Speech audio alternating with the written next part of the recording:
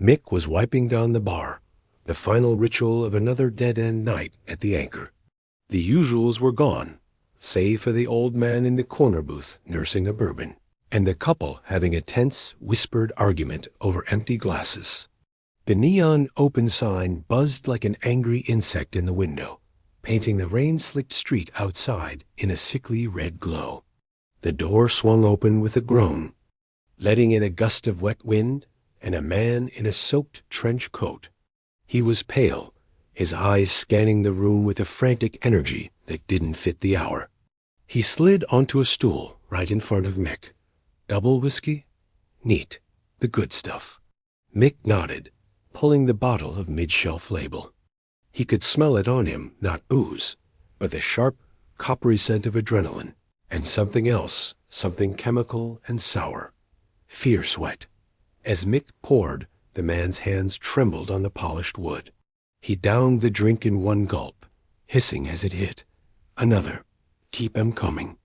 Mick poured again, his eyes flicking to the mirror behind the bar. The old man in the booth had gone still, watching. The couple had stopped arguing, their attention fixed on the newcomer. "You have a phone?" The man asked, his voice low and urgent. "A landline. Mine's dead." "Pay phone," Mick said, nodding toward the hallway by the restrooms. "But it's been broken since '98. The man swore softly, his fingers drumming a frantic rhythm. He pulled a thick envelope from inside his coat and tossed it on the bar. It landed with a heavy, papery thud. "I need to leave this here, just for an hour. I'll be back for it. There's $500 in there for your trouble." Mick didn't touch the envelope. "I don't hold packages." "It's just papers," the man insisted, a desperate crack in his voice. "Family stuff. Please." The door to the Anchor opened again. This time, 2 men entered. They wore dark, expensive suits, dry despite the rain. Their movements were synchronized, calm, and utterly out of place. Their eyes locked onto the man at the bar. The trench-coated man saw their reflection in the mirror. His face went from pale to ashen. He looked at Mick, his eyes pleading. "The back door." "Is there a back door?" Mick held his gaze for a fraction of a second. He thought of the $500. He thought of the envelope. He thought of the calm, dead-eyed precision of the 2 new arrivals. "No," Mick lied, his voice flat. "Fire code sealed shut last year."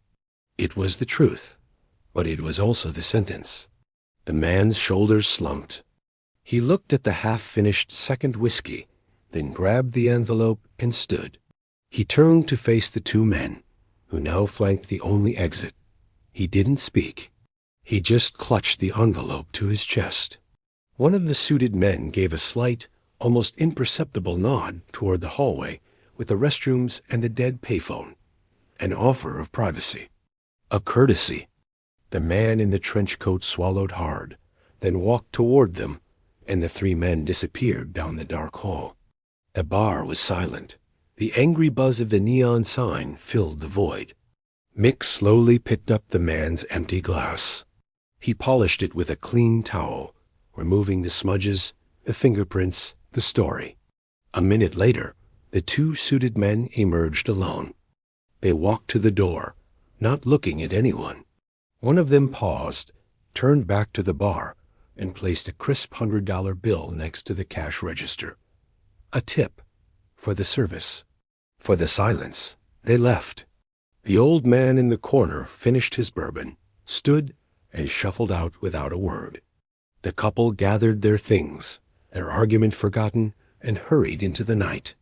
Mick walked to the front door, flipped the lock, and turned the open sign off. The buzz died. In the sudden quiet, he could hear the faint drip of a faucet in the back. He listened. No other sounds came from the hallway. He pocketed the $100. He finished wiping down the bar.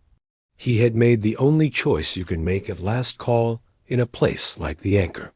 You serve the drink. You don't judge the thirst. And you never, ever hold the package. The rain continued to fall on the empty, red-washed street. Another night was over. The anchor was closed.